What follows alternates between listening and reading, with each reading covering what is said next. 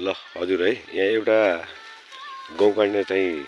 नयाँ टेक्निकल छ है हेर्नुहोस् यो छोरा हो यो छोराको टेक्निकली यस्तो छ 1 to 1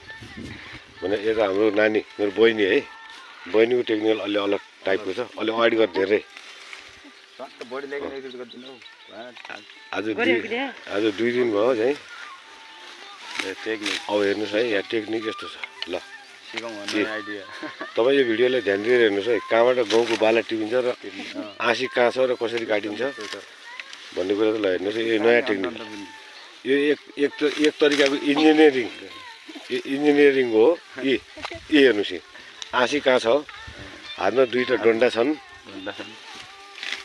हातमा 2टा डन्डा छन् आँसी कहाँ छ ल हेर्नुहोस् है अब आँसीले कहाँबाट यो टेक्निकल छ हजुर है यो चाहिँ सिक्नुपर्ने टेक्निकल 2 दिन भयो मलाई आउँदै आएन